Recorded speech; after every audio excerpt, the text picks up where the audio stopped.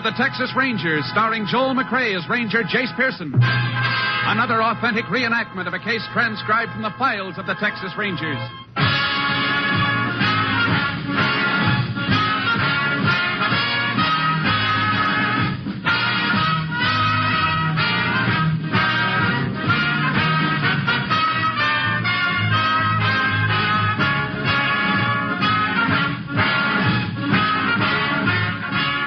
Names, dates, and places in the following story are fictitious for obvious reasons. The events themselves are a matter of record. Every day, Monday through Friday, there's top entertainment all day long when you set your radio dial to NBC. Listen for Double or Nothing, and you'll hear one of radio's funniest quiz shows. Yes, Walter O'Keefe consistently comes up with great comedy entertainment Monday through Friday on Double or Nothing. Listen, and you'll agree. And then there's the program with a heart, Strike It Rich. The grand entertainment that Warren Hull brings you every day on Strike It Rich is just what the doctor ordered if you suffer from the housework blues. From Chicago, Tommy Bartlett brings you Welcome Travelers and interviews with the many interesting guests who each day pass through the Windy City. And for more fun, listen for Bob and Ray, those two zany comics. Then there's Music and Charm with Dave Garroway. So remember, every day, Monday through Friday, chase your blues away with the wonderful daytime programs on this station of the NBC Radio Network. And now, here's today's Tales of the Texas Rangers.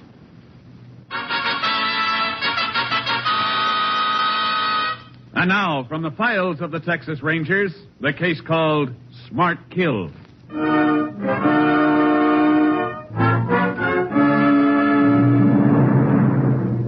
It is approximately 11 o'clock on the evening of May 14th, 1939. In the small South Texas town of Carville, Mr. and Mrs. Edward Woodley have been spending the evening at the home of friends. Called to the telephone but a moment ago, Ed Woodley, his face flushed with excitement, now hurries across the room to his wife's side. Amy, I just... Martha? I thought... Yes, dear. Martha, come on. We got to get out of here. Ed Woodley, have you taken leave of your senses? Here, I picked up your coat and purse. Quick now. Sam's sakes, Ed. Amy, I'll call you. Good night, Tom. Call you tomorrow, John. The world is this all Never mind. about? I'll explain in a minute. In this side, Martha. Push over. I'll drive. Well, I never... Ed Woodley, what's the big idea of running out on Amy's party that way? Heavens, what will everyone think? I think I did right in not busting up the party. Well, you certainly didn't help it any. Now, would you mind telling me why you made such a spectacle of yourself and why you're driving this car like a maniac? Martha, that phone call was from Sheriff Fuller. He said our feed and grain company's on fire and burning like fury. Oh, no, Ed. That's what he said. Look off there. You can see the flames in the sky now. Oh, Ed, why didn't you tell me before? Well, couldn't see any point in tell about it at the party. Would have busted it up for sure. I'm sorry I spoke like I did. Well, don't blame him. Oh, I sure hope the fire department's there. We'll know as soon as we get around this bend. Oh, Ed. Yes, Sheriff was right. She sure got a good start. The fireman can hardly get near it. Really burning, Martha. It's Sheriff Fuller. Got his hands full, keeping folks back. Please, keep back.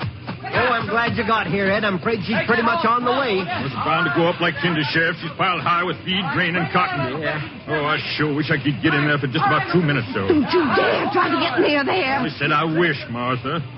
All my ledgers in there. Don't know how I'll ever get straight on paperwork. Firemen are having a terrible time getting close. You can feel that heat all the way over here. Thank the Lord it didn't happen when someone was in there. That's your office right where that window is, isn't it, Ed? Yes, but mine just...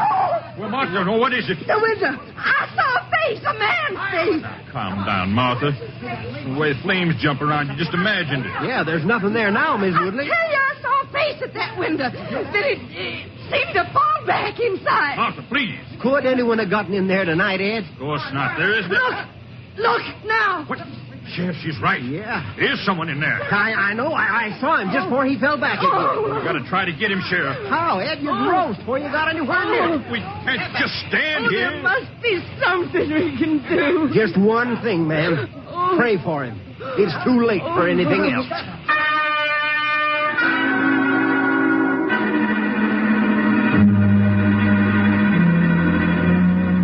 The roaring fire raged far into the night, completely destroying the feed and grain building.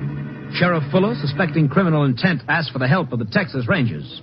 Ranger Jace Pearson was assigned, arriving at Carville the following morning. He and Sheriff Fuller went immediately to the scene of the fire, only to find a good many curious townsfolk already there.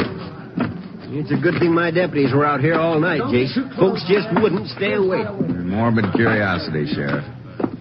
According to what you told me, the body should be right around here someplace. Yeah, just about. Well, let's just... Over there, Sheriff. What is it, Jason? What we're looking for? Or what's left of them. Good Lord. That's awful. Fire's a pretty awful thing. Hey, watch where you kneel, Jace. Hard to tell what's burned through and what's still solid. Yeah, I know. Fire did a real thorough job. It's not going to be easy getting an identification on him. He's too far gone. I was afraid of that. A fire like this didn't just roar up in a minute, Sheriff. It took time. If this fella, whoever he is, wasn't drunk or hurt, why didn't he get out? I never thought of that. I want to see the front and back doors, Sheriff. Sure thing. This way, Jason. Here's the back door right here. Sure not much left of it. Well, this helps. Padlock, huh? A big one. The lock's from the outside. Still locked. Let's get to that front door. Over this way. Be careful, Sheriff. A lot of these spots still hold their heat. Yeah, I know it. The front door should be about here someplace. This is it. Look at it, Sheriff. Another padlock. This one locks from the outside, too. Well, guess that answers your question of why he didn't get out. It sure does. It couldn't have been an accident. He was put in here. That makes it murder with malice, Sheriff. That figures. Well, what's the next move? Right now, there's only one important thing, identification of the body. As soon as the JP's through with him, we'll have an autopsy performed. Sure not much left of him to work with. I know. Maybe his teeth will tell us something. Yeah, but that'll take some time, Jace. Won't be just standing idle in the meantime, Sheriff. There's a lot of work to be done. A lot of work.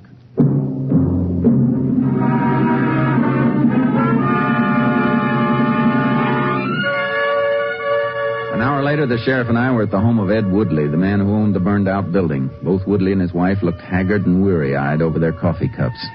It was easy to believe they'd been at the fire all night. Once the sheriff had introduced us, Woodley lost no time getting to the point. Well, what'd you find out, Ranger? Do you know who that man is yet? No, Mr. Woodley, we don't. Well, I'll be in the kitchen if anybody wants anything. The body was pretty well burned, Mr. Woodley. Going to be hard to identify. We can use your help. Have you got any idea who he could be or how he got in there? No, not the least idea in the world. Was the building always kept locked at night? Always, Ranger. From what I could see, there are just 2 doors. How many windows? 2. Well, they looked burglar-proof to me. They were, but not fireproof. You own the feed and grain business by yourself, Mr. Woodley? No, Sam Taylor's my partner in the business. He's got that foreman that joins mine. I see. Mr. Woodley, who else besides yourself has a key to the building? Why, there's only 2 keys, Ranger. Sam's got one and I got the other. Yeah, this is mine right here. Where can I find your partner? I'm afraid you'll have to wait on that, Ranger. Sam's been on the road for more than a week. He does the traveling for us. I think he's in Dallas now, but he should be home in a day or so. You think, Mr. Woodley? Don't you know? Well, Sam's not much of a hand for phoning me, Ranger. And what do you mean? He and his wife, they only been married about a year. I guess you'd call him a kind of lovesick fella. When he's on the road, he does all his phoning to his wife. We'll look her up. I don't suppose I've been much help to you, Ranger. Just can't figure how a thing like this could happen. Be a lot easier to figure later on, Mr. Woodley. After we find out who the man was in the fire.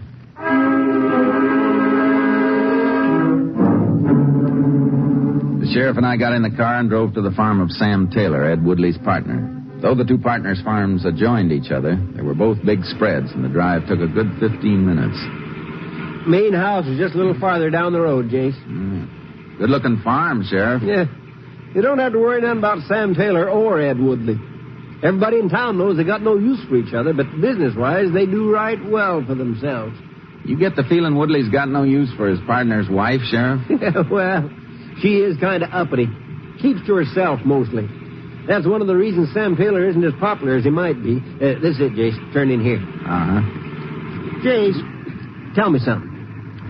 Are you figuring Woodley burned down his own building for some reason? Say, like insurance? Doesn't figure. If he wanted to do that, he sure wouldn't put a body in there. You're right. That don't make sense. Who runs this place for him? I've got a Mexican who handles most of it.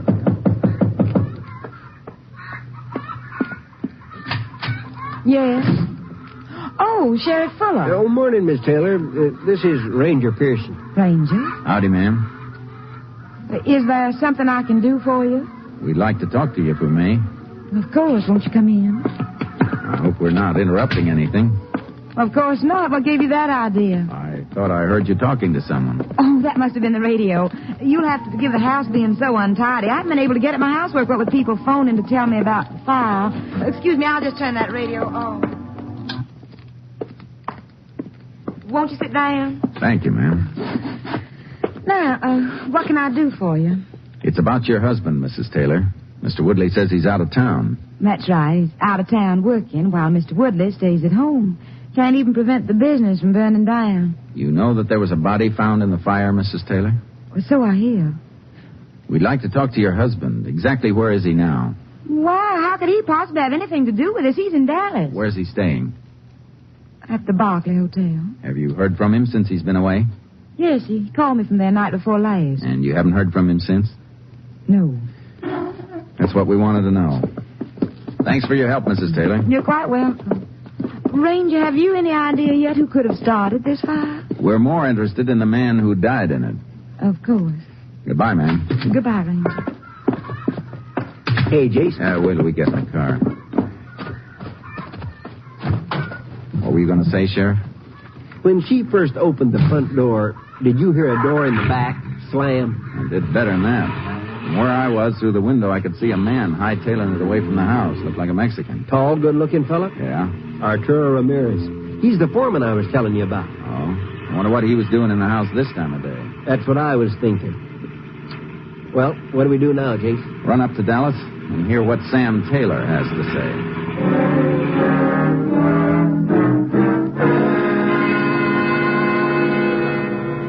We made good time on the road, and at 5 o'clock that afternoon walked into the lobby of the Barclay Hotel in Dallas.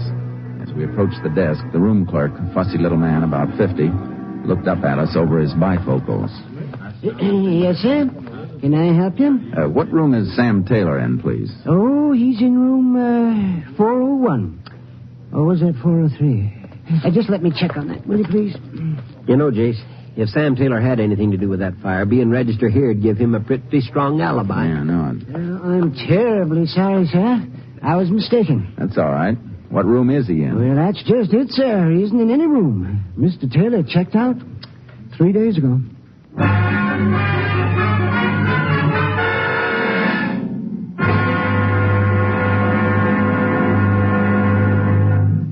In just a moment, we will continue with Tales of the Texas Rangers, starring Joel McRae as Ranger Jace Pearson.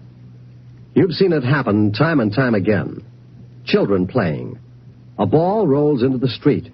A child rushes after it, full in the path of a speeding automobile. Perhaps the driver stops in time. The chances are he can't.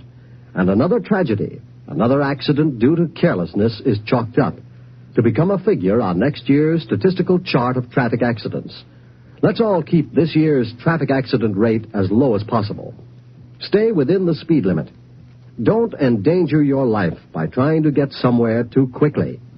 Better late than never may be a tired old saying, but it's also good common sense.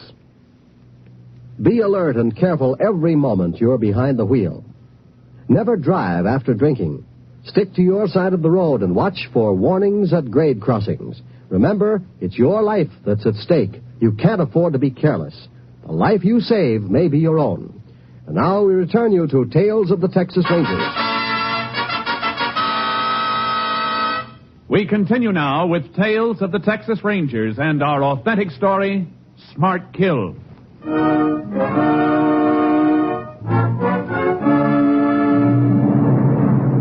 We were fairly sure that Mrs. Taylor had lied about receiving her husband's call from the Dallas hotel, since the record showed he had left there 3 days before.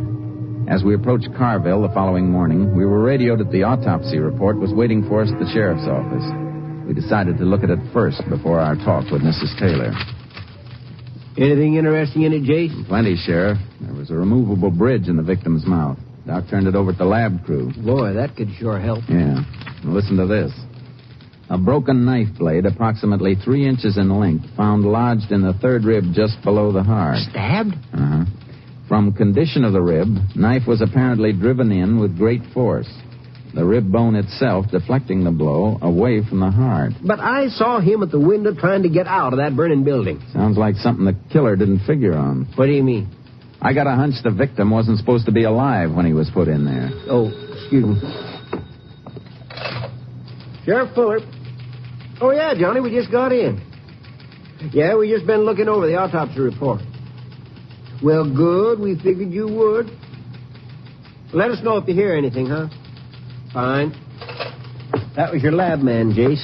He just wanted you to know he sent out pictures of the victim's bridge work to all the dentists in the county. Let's hope we get a quick identification on those teeth, and we won't be working only on theories. Jace, you're thinking that body could be Sam Taylor, aren't you? What else can I think, Sheriff? He left Dallas more than 3 days ago. Mrs. Taylor lied to us about that phone call. I think that body in the fire stands a pretty good chance of being Taylor. Come on. Let's get out to Mrs. Taylor's and see what she's got to say.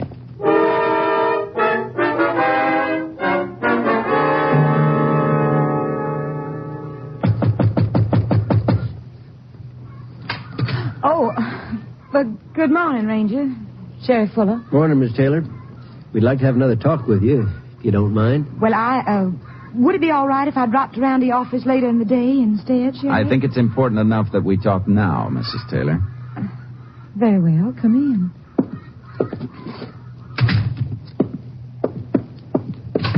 Hey, Becky, where you keep the cayenne pepper? Oh, I'm sorry. I didn't know that you had visitors. Well, that's all right, Arturo. This is Ranger Pearson and Sheriff Fuller. Arturo Ramirez, our foreman. Ramirez? Senores, glad to know you. Arturo's not only our foreman, he also cooks the best Mexican food in the state. He's making enchiladas for lunch. Now, if you gentlemen would care to stay... Oh, thanks just the same, Mrs. Taylor. It's a little early for lunch. Well, of course, it won't be ready for a while yet. Sí, senores. Good Mexican cooking takes a lot of time, you know. It must be started early in the day. Well, if you have no further need of me, I return to the kitchen. Buenas tardes, senores. Mrs. Taylor, why did you tell us your husband called from Dallas 2 days ago? Because he did. Why? We went to Dallas after we left here yesterday. Your husband checked out of the Barclay Hotel 3 days ago. Oh, but that's impossible. Excuse me a minute. Hello? Yes, he's here. Just a minute. It's for you, Ranger. Thanks. Hello, Pearson. They did? Good. Who? That definite? I see. Thanks a lot. That was the lab man, Sheriff. Your deputy told him we'd be here. Dentist about 15 miles from here identified that bridge work. Who was the dead man, Jace? Who we thought it was? Yeah. It's not easy to say this, Mrs. Taylor. What is it? They've identified the man in the fire. It was your husband. Oh, no! Oh, no! I'm afraid so, ma'am. Would you rather we came back at another time, Mrs. Taylor? No, I'll be all right in a minute. I hate to ask questions at a time like this, but there are some things we have to know. But what is it you want? Who's your husband's beneficiary, Mrs. Taylor? Well, I am, of course. Who else would be? I know what you're thinking, that I had something to do with his death. Well, you're crazy, do you hear me? This is our job, Mrs. Taylor. I'll give you something to think about. I'll show you. You want a suspect, do you? You just wait till I show you this insurance policy. There. Read it. Well, go on, read it. Read it. There's a policy on my husband's life of $50,000. And who's the beneficiary on that one? Who is it, Jace? Edward Woodley.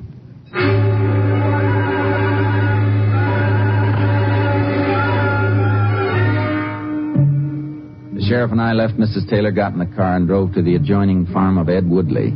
I wanted to know about that policy I'd just been shown. Well, sure, Ranger. That policy's been in effect for about 3 years. One of those personal policies. Why was it taken out? Well, it's pretty common practice when two partners are important to a business. Ask any insurance man. If Sam dies, I collect. If I die, he collects. Why didn't you mention it when we were here before? Didn't see any reason to. I still don't. Why are you so interested in that policy anyway? Because you're about to collect on it. The dead man in the fire was your partner. Sam? Well, but how did he... Are you sure, Ranger? We're sure. I think you better come down with us to the sheriff's office, Mr. Woodley. What for? Why? Because you profit by your partner's death. That could be a pretty good motive for murder.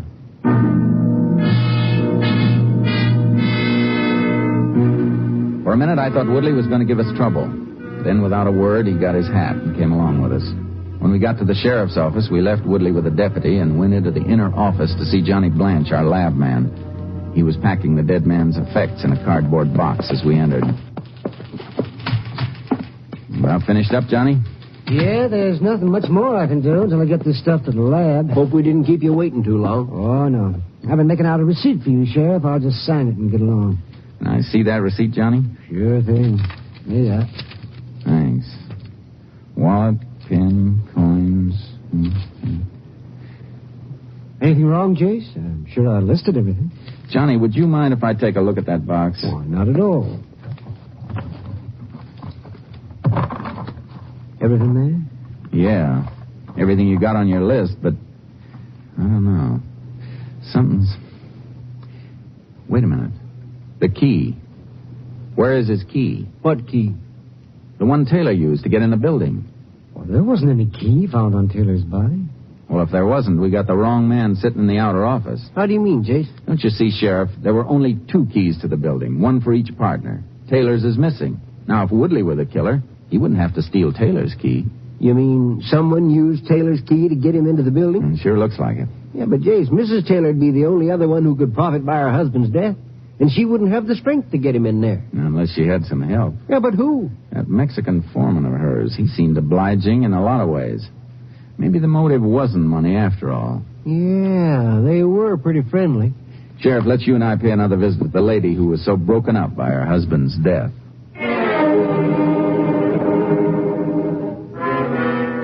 After we got a search warrant, we took Mr. Woodley to his house. 10 minutes later, the sheriff and I were knocking at Mrs. Taylor's front door. There was no one home. We decided to wait till she showed up. 30 yards from the house was Ramirez's shack. The door was unlocked, so we went in and looked. Jace, this drawer here is just crammed full of expensive shirts. Something interesting here, too. What do you got? Expensive piece of luggage. And look at those initials. S.T. Sam Taylor. It sure doesn't stand for Arturo Ramirez. More shirts. Guess he didn't have enough room for them in the drawer. Yeah. Well, this sure proves Taylor came back home. Yeah. Probably found Ramirez in the house. That's what started it all. Hey, wait a minute, Jace. There's a car coming. Could be them. Yeah, leave the bag here. Let's get outside. We can just about meet him at the house, Sheriff. I want to hear him explain what we found in that shack. They'll try. You seem to like it here, Ranger. You visit so often. This'll be the last time, Mrs. Taylor. I'll put the car away, senor. You leave the car right where it is, Ramirez. Get out of it and come over here. See, I come.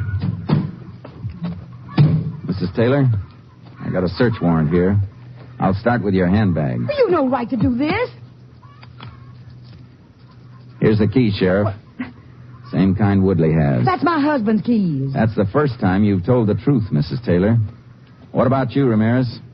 Me, senor? Yes, you. You got an idea where we can find half a knife?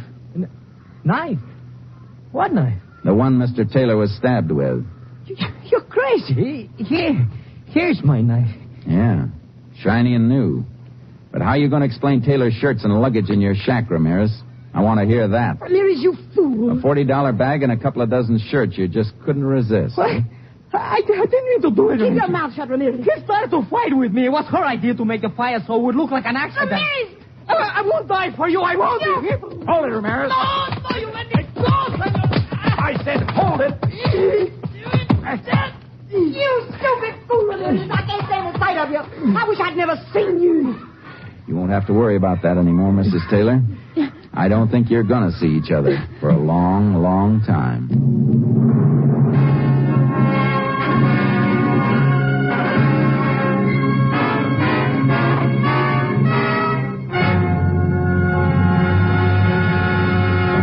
In just a moment, we will tell you the results of the case you have just heard. Throughout the remainder of the day, you'll find more great entertainment awaiting you on this NBC station. Be sure to hear The First Nighter, starring Barbara Luddy and Olin Soleil in a drama entitled Found One Mother. Then it stars in Khaki and Blue, featuring talented members of the armed forces with Meredith Wilson as guest master of ceremonies. And be sure to hear the hilarious Phil Harris Alice Faye show, featuring the comedy antics of Frankie Remley, Julius Abruzio, and Brother William. Remember, too, that Theater Guild on the Air brings you Over 21, the hilarious comedy of Army life by an Army wife, Ruth Gordon, who will star in the air play along with Van Heflin. Later tonight, Jack Parr will be around to ask the $64 question. Sunday is Fun Day on NBC because of the many fine shows sent your way to add to your listening pleasure. So remember, for fine entertainment all the rest of the day, keep tuned to this station of the NBC Radio Network. At home or away, at work or at play, wherever you go, there's radio. And now back to the conclusion of today's Tales of the Texas Rangers.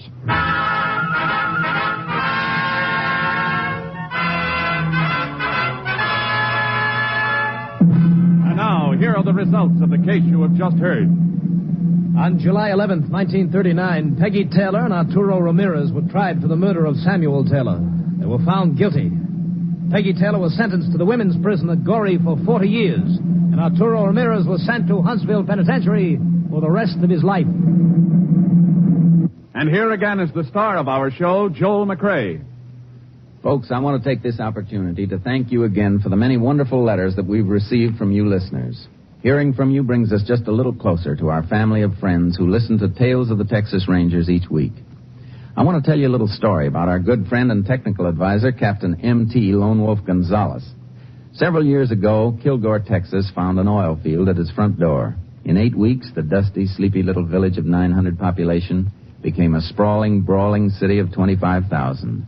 Strangers streamed in by the thousands, and with the good people came the motley horde of confidence men, gamblers, and professional thugs. Soon the honest, hard-working people of the community found themselves at the mercy of these racketeers. Gonzalez was ordered to go in and clean up the community.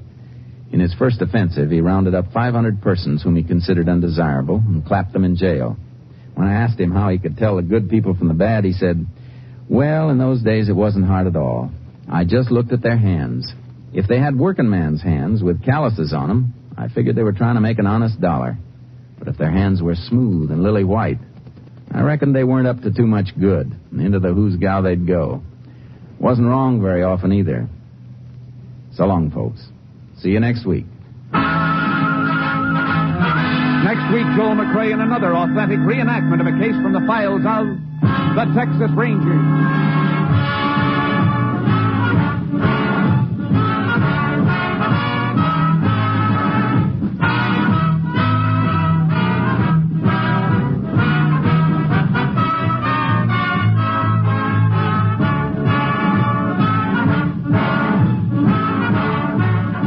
Will soon be seen in San Francisco Story, a Warner Brothers release. The cast included Tony Barrett, Parley Bear, Virginia Gregg, Barney Phillips, Betty Lou Gerson, and Howard McNair. Technical advisor was Captain M.T. Lone Wolf Gonzalez of the Texas Rangers. This story was transcribed and adapted by Anthony Barrett, and the program was produced and directed by Stacy Keach. Hal Gibney speaking. Next, it's The Chase on NBC.